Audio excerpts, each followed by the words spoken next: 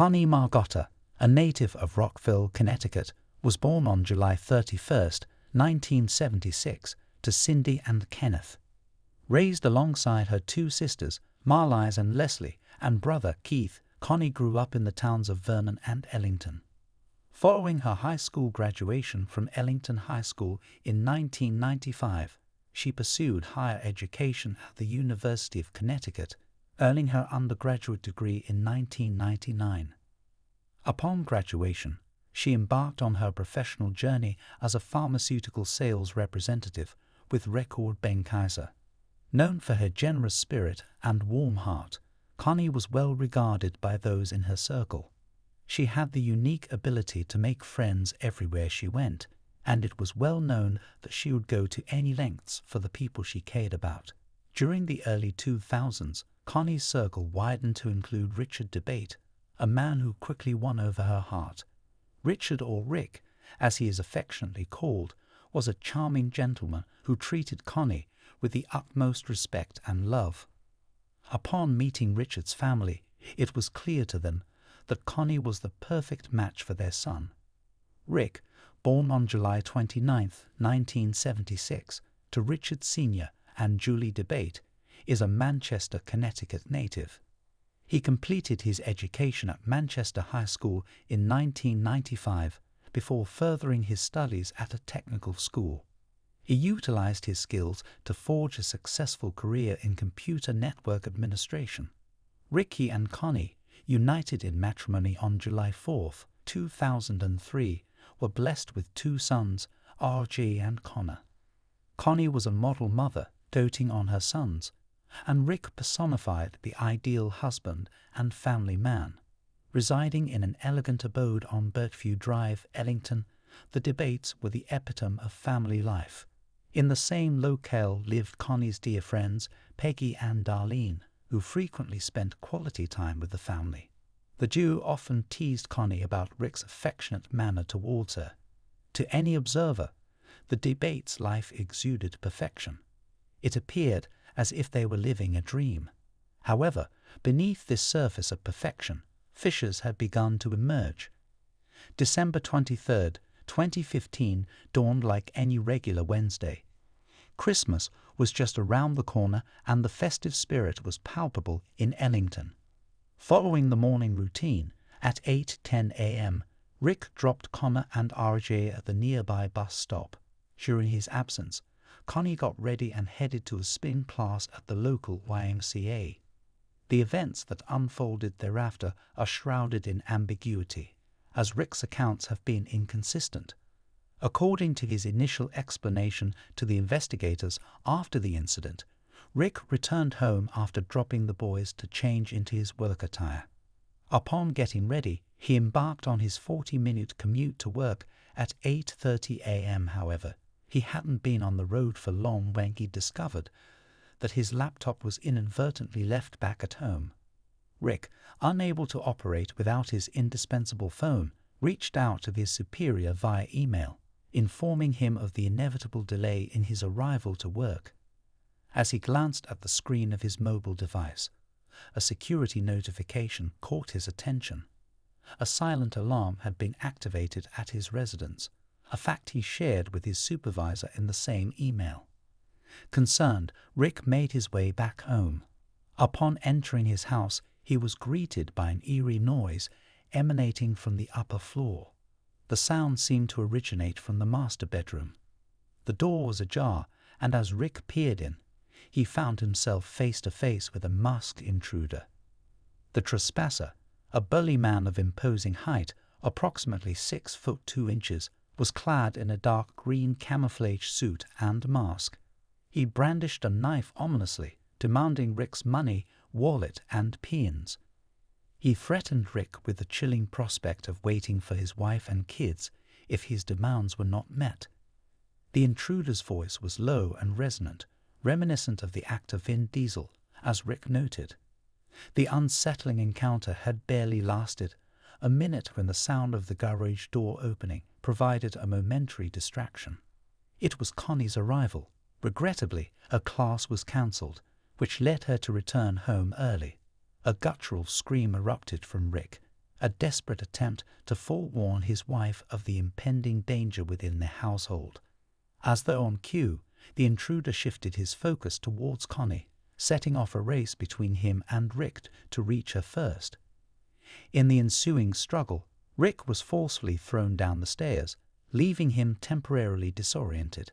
Capitalizing on Rick's momentary confusion, the intruder managed to bypass him, initiating a pursuit of Connie into the basement. Fighting through his disorientation, Rick picked himself up and charged in the direction of his wife, only to realize he was too late. The chilling sound of a gunshot echoed through the house as he descended the stairs. The noise was so deafening that it impaired his hearing for several minutes. However, the intruder was far from finished. He refocused his attention on Rick, overpowering him by exploiting a specific pressure point that rendered Rick incapacitated. When Rick regained his senses, he realized he had been partially bound to a metal folding chair with zip ties. The intruder, wielding a box cutter from Rick's toolbox, inflicted minor wounds on his body. The intruder's reign of terror escalated as he picked up a blowtorch and began burning random items. When he attempted to turn the blowtorch on Rick, a spark of resistance ignited within him. With a swift move, Rick used his free hand to snatch the blowtorch from the intruder, aiming it directly at the man's face and sinking him. Despite Rick's earlier assertion that the man was masked, the entire episode unfolded within a span of 5 minutes, culminating in Rick's brave act that forced the intruder to flee after the blowtorch incident.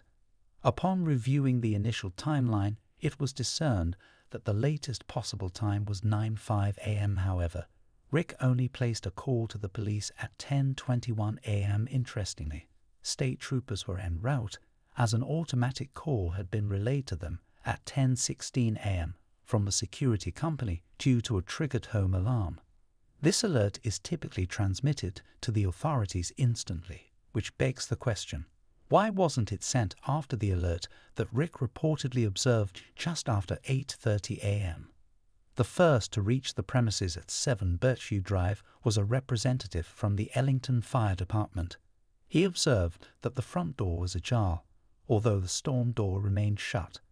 Upon receiving no answer after knocking, he made the decision to enter. He was immediately met with a thin layer of smoke suspended in the air. The basement door was wide open, and a trail of blood droplets led from the basement to the kitchen. The fire department representative tracked the blood trail, leading him to Rick.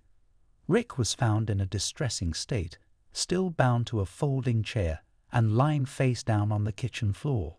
He informed the representative that the intruder was still on the premises. The representative promptly contacted backup, reporting the incident as a home invasion. Shortly after, a surge of officers arrived on the scene, prioritizing the apprehension of the armed intruder. The investigators commenced a thorough examination of the house, meticulously documenting every detail. They captured multiple photographs of Rick on the floor, illustrating his confinement to the metal chair. Intriguingly, it was only Rick's left hand and left ankle that had been secured with zip ties. Connie's life tragically ended in the basement boiler room, where she was discovered with 2 gunshot wounds, one in her abdomen and another in the back of her head. Police declared her dead at the scene. This incident had escalated beyond a typical home invasion. The arrival of K9 units was expected to provide some direction to the investigators about the possible escape route of the gunman. However, the dogs seemed unusually focused on one individual, Rick Debate. Rick's wallet was found by one of the dogs on the lawn, presumably discarded by the intruder during their hasty retreat. Yet, no discernible scent was detected leading away from the property. Instead, the dogs led their handlers to an ambulance where Rick was receiving treatment for minor injuries. From the outset, inconsistencies began to surface in Rick's account of the incident. He was subsequently taken to Hartford Hospital, where he underwent his initial questioning. Here, Rick described the intruder and claimed to have witnessed him shoot Connie in the basement. As the questioning progressed and investigators probed further into Rick's version of events. They noticed deviations in his story, which immediately raised concerns. There were inconsistencies regarding the alarm system, the timing of the alarm alert, and ambiguities as to who had actually triggered it. Initially, Rick claimed he had left before Connie had dropped off their boys, adding another layer of complexity to the investigation. The narrative took a different turn, as he no longer remembered who departed first. A significant deviation was his recount of hearing sounds from above. Initially, Rick claimed not to have heard anything upon his entrance.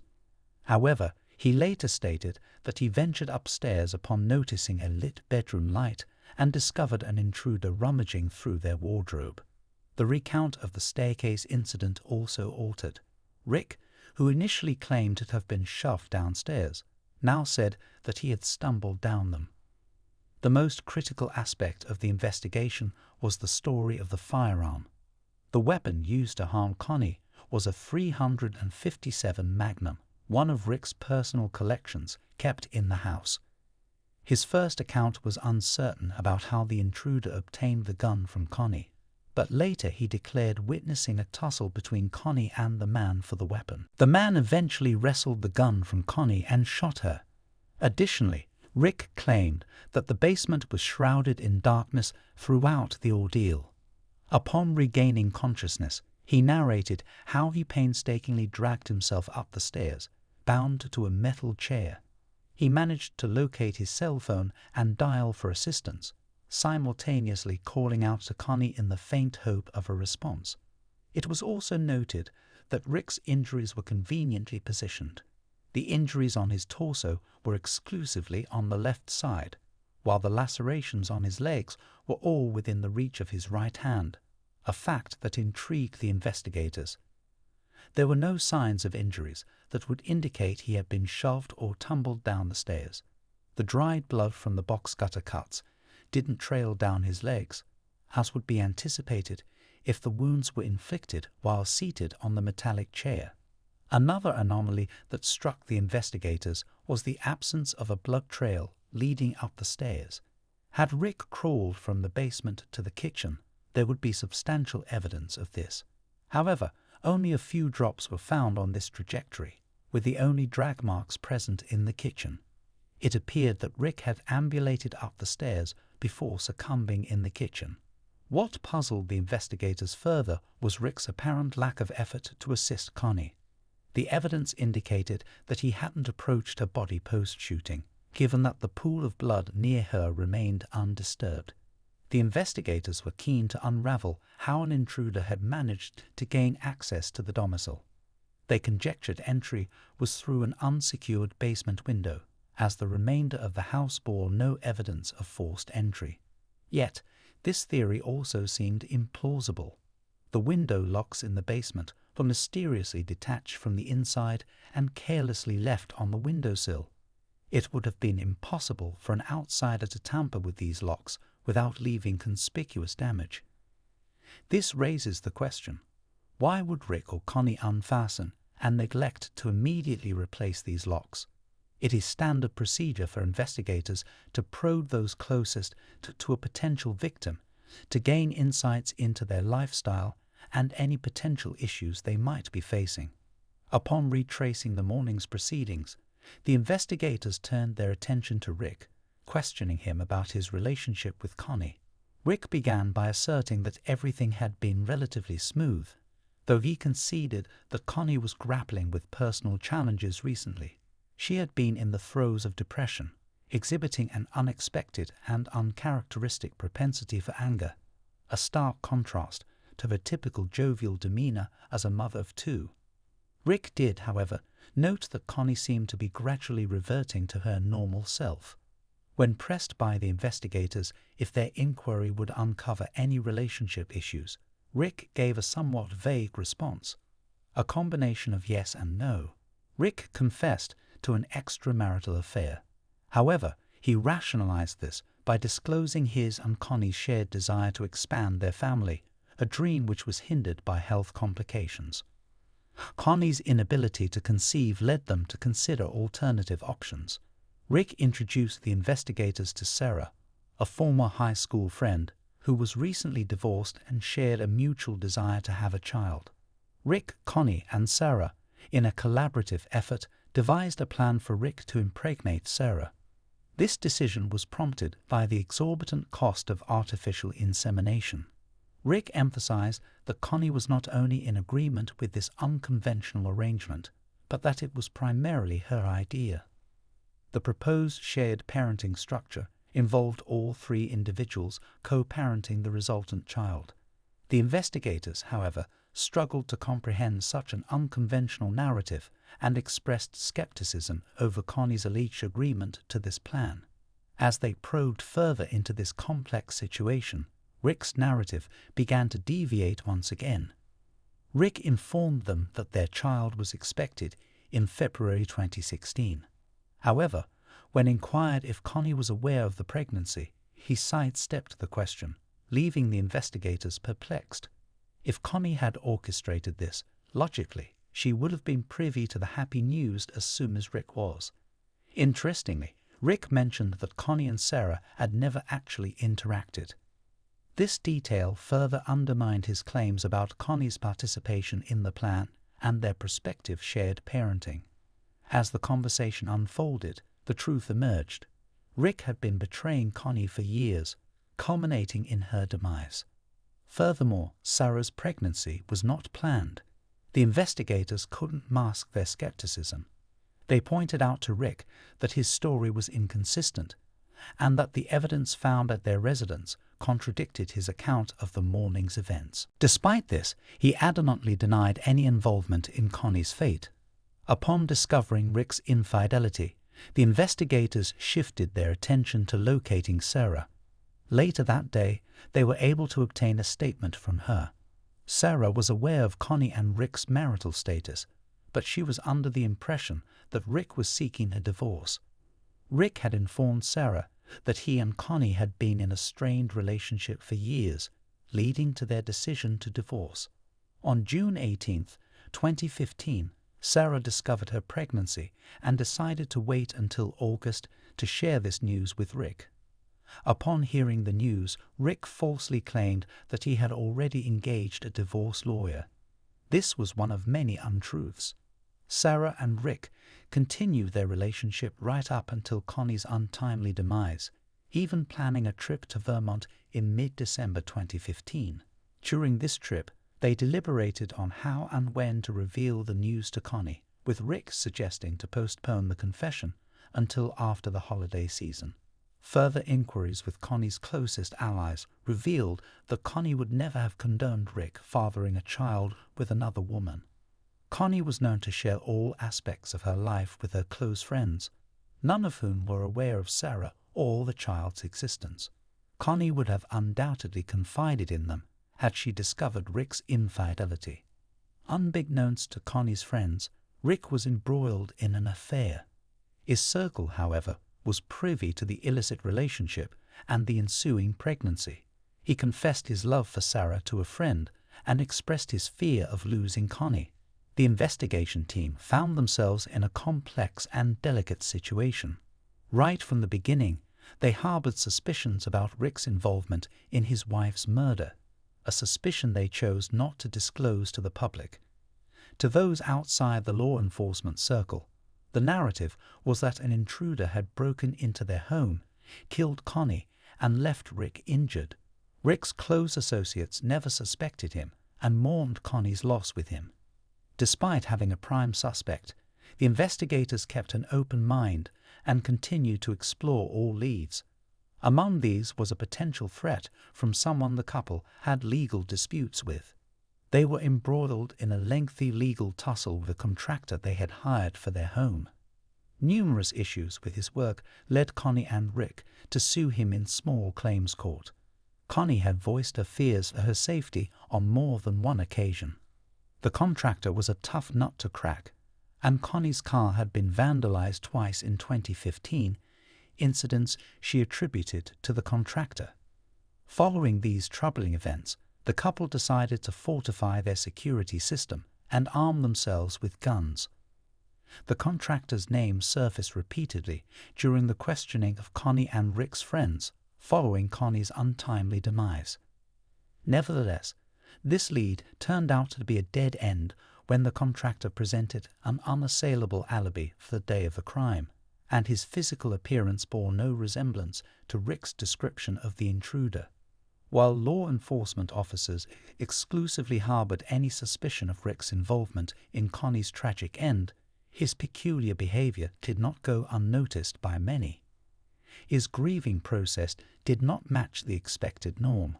Shortly after the incident, Rick took to the neighborhood group to inquire about favored take-out food spots, an unusual inquiry for a man recently bereft of his spouse under such horrific circumstances. As the investigation delved deeper into the couple's lives, it revealed significant financial difficulties. Their expenditures were outpacing their income, a burden seemingly carried solely on Connie's shoulders. She confided in a close friend about contemplating separation from Rick, and even maintained a file in her notes app titled, "Why I Want a Divorce." The reasons spanned from Rick's dishonesty to his mistreatment of her, his inadequate parenting to their boys, and his self-centered focus. In many instances, such as this, financial gain often emerges as a compelling motive.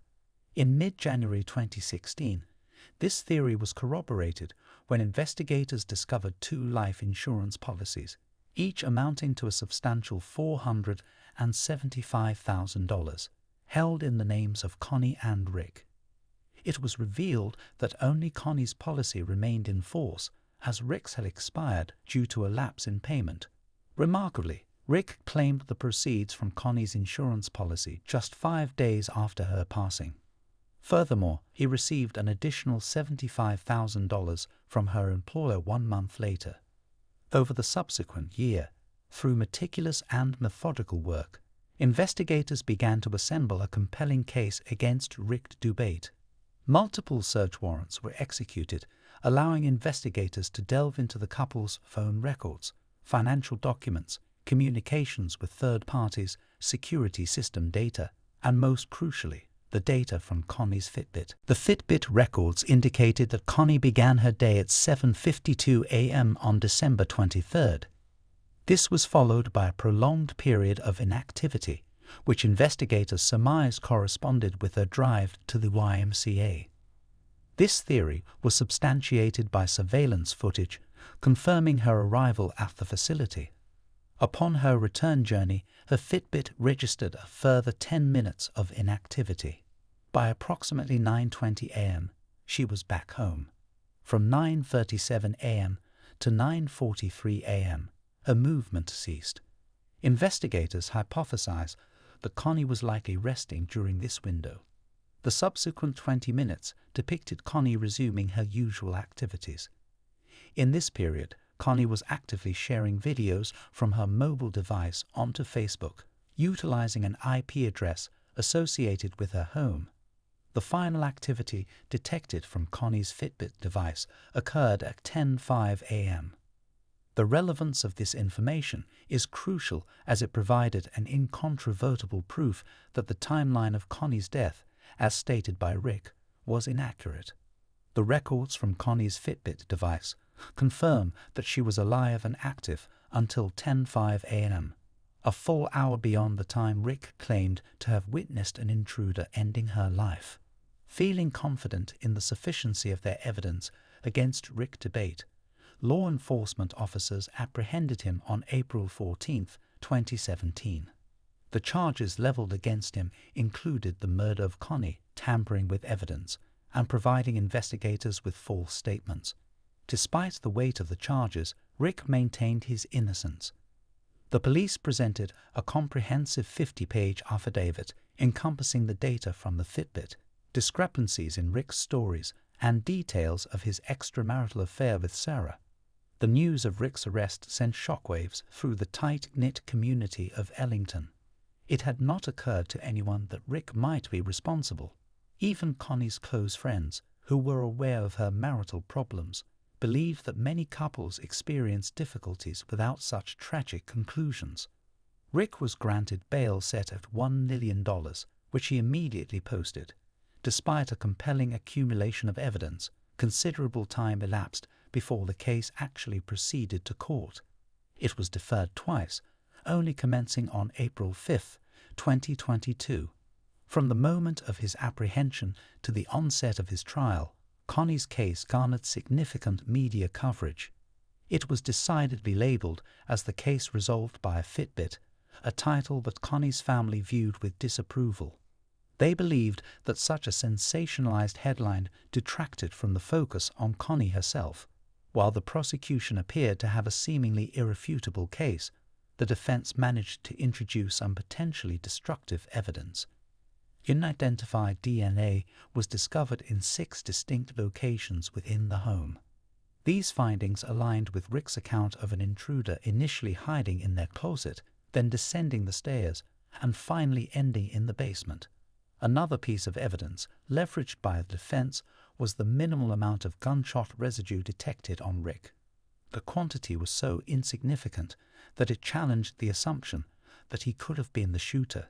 The defense's argument was skillfully dismantled by the prosecution, who highlighted that the test had been conducted several hours after the firing of the gun. This made it plausible for his hands to have been cleaned or washed within that interval. The prosecution presented a solid motive from the onset. Rick's life was spiraling into chaos, compounded by Sarah's pregnancy and the looming threat of Connie's departure. As attorney Matthew C. Gdansky succinctly addressed the jury, time is moving on. The pressure is mounting. The Bailey is coming, and the defendant's worst fears are going to be realized. After a grueling 5-week trial, the jury, on May 10, 2022, took a mere 3 hours to deliberate and reach a consensus. The verdict was unanimous. Richard Debate was culpable of all allegations. After an agonizing wait of 6.5 years, justice was finally served for Connie and her family. Judge Corinne Klatt pronounced a daunting sentence of 65 years of incarceration. In her judgment, she branded the crime as heinous, premeditated, and unfathomable. Her sentence was just shy of the maximum penalty by a year. Although his attorney hinted at an impending appeal, it is safe to surmise that Richard will likely spend the remainder of his life confined behind bars. Throughout the trial, Judge Klatt had the opportunity to uncover the remarkable person that Connie was, a devoted mother, a diligent worker, and a cherished friend to many. As Judge Klatt aptly expressed, the world has indeed been diminished by Connie's absence.